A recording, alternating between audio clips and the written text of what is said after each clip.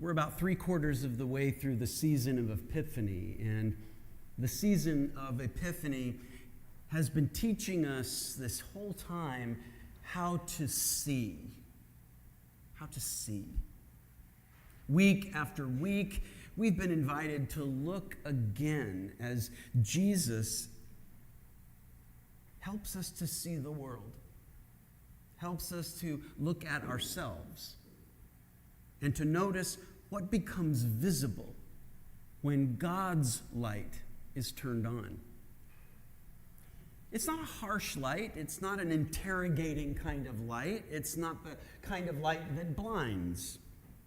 It's a gentler kind of light, the kind that slowly but surely fills a room at dawn and lets us see things that we may not have seen before. It lets us see things as they truly are.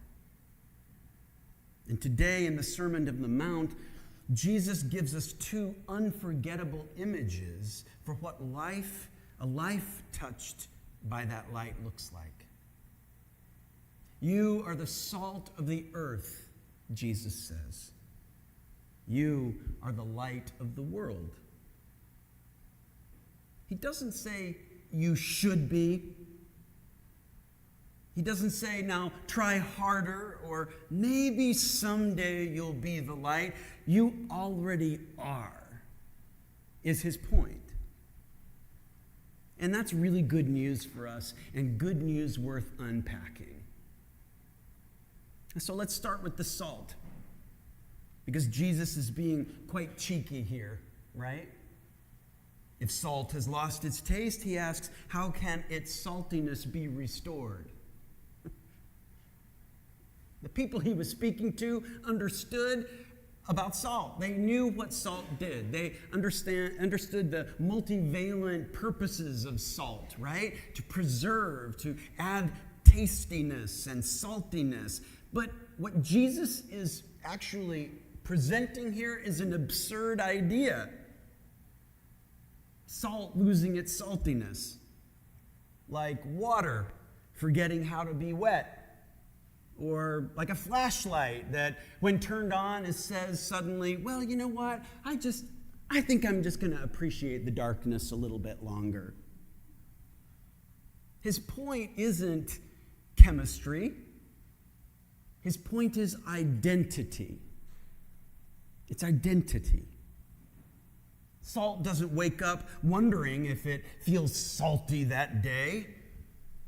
It doesn't strain to be salty. It doesn't perform salty. It's not performative at all. It simply just shows up as salt, and it makes our food tasty. And wherever it goes, and whatever it's in, salt changes things. Food tastes different. Decay slows down. Life is preserved. You are the salt, Jesus says. And then cheeky Jesus turns to the light. And again, this image, it borders on the obvious. Hello, no one lights a lamp and puts it under a bushel basket. No one does that unless they're deeply confused, maybe, or very committed to darkness, like a vampire. Lamps are meant to shine. Cities on hills, they're meant to be seen. Light exists to give itself away. And here's the crucial thing that Jesus does not say about it. He does not say, Joe, you are the source of your light. He doesn't say to Aaron, you are the source of your light. The light does not originate in us. It is not generated by our moral efforts or our spiritual intensities or our ability to hold the world together as if the light belongs to God. and God alone creates it. So we can just breathe a sigh of relief right there, okay? There are no atlases of light in this room. Because, and here's the truly good news for us all, God is God. God is God. This means that God is not a projection of our best instincts and intentions. God is not some reward for our religious sincerity. God is free. God is most free. God is wholly other. God stands outside the world's closed systems of meaning, beyond its assumptions and its controlling stories. God cannot be spun or manipulated or bought or possessed or coerced. Or to put it another way, there is a God, and you and I are not it.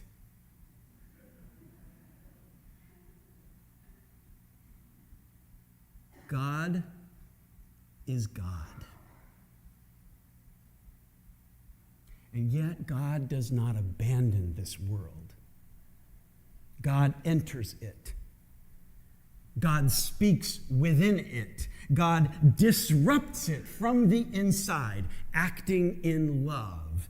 This God, who is God, acts in love. And that turns out to be very, very good news for us. Because if God is God, then the burden of illumination doesn't rest on our shoulders. Our calling is not to produce the light. Our calling is to shine with it. The light does not come from us. It bears repeating. It comes from God, because God is God. What a relief. What a relief to know that we don't have to struggle or manipulate or fight our way or throw some elbows in order to generate the brighter light.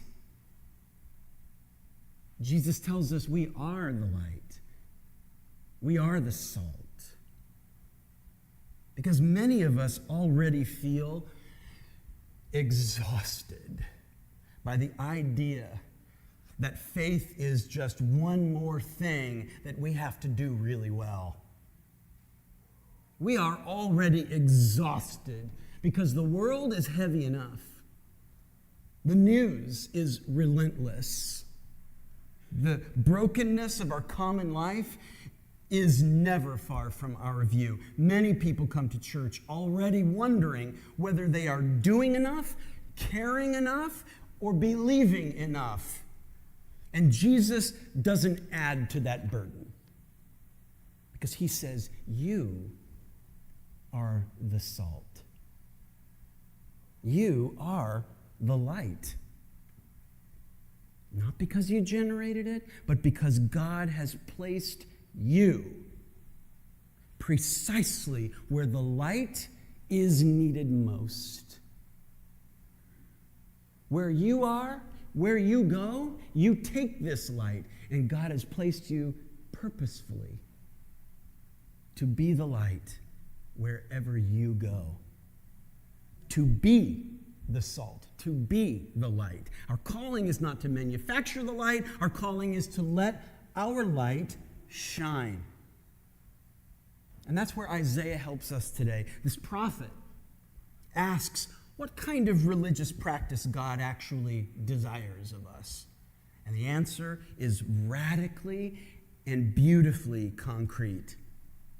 What does it say? Loosen the bonds of injustice. Share your bread. Shelter the homeless. Clothe the naked. Then, wait for it,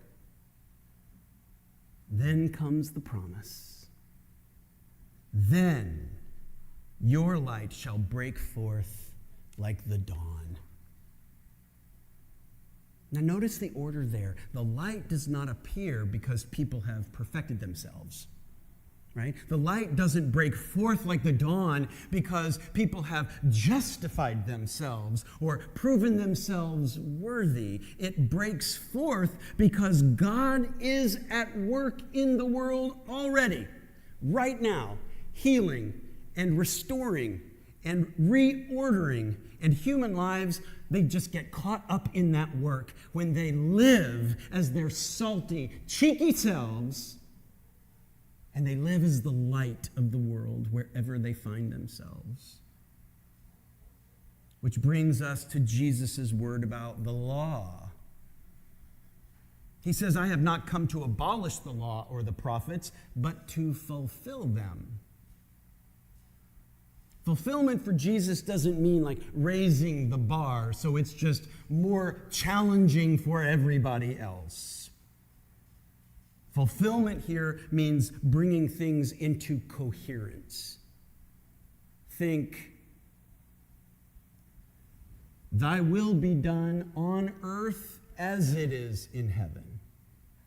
Coherence. Revealing what the law was always supposed to point toward.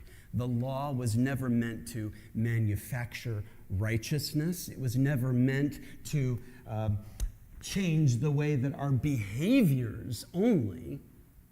It was meant to bear witness to God's good purposes for human life. And Jesus fulfills it, not by demanding brighter performance, that your bulb burn brighter, but by embodying God's light so fully that it becomes visible in flesh.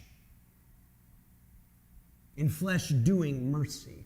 In flesh doing justice. In flesh being the light. In suffering. And in love. This all means that the Christian life is not about striving for brightness. It's about living such that the light of Christ within you is not a burden, and it is not hidden. It's not hidden by fear or cynicism or by the belief that small acts really don't matter. Because they do. Every honest conversation, every act of care, every refusal to dehumanize, every choice to tell the truth in love instead of hate. This is how the world is seasoned by our saltiness. This is how the darkness is pushed back by the light. Not all at once, not loudly, but faithfully. Salt and light, they do their work slowly. They don't announce themselves. There is no fanfare. We're not getting parades going on for that. We are salt and light because over time, salt and life, they change everything around them. And the most liberating word in all of this may be the simplest. God is God. And that means the light and the saltiness are God's first. And they are gifts given to each of us, manifest in the myriad different ways that we come across as people of God in this place and wherever we go. Which means the grace is God's, the future is God's, and any hope that we have is God's first. And our task, mercifully, joyfully, is simply this: don't hide it. Epiphany is teaching us that revelation doesn't always arrive with a thunderclap. Sometimes it comes with laughter. Sometimes it looks like ordinary people living with extraordinary hope. And sometimes it sounds just like cheeky Jesus. Let God be God. You be the salt. You be the light. Because you already are. So don't hide it. Don't hide it. Don't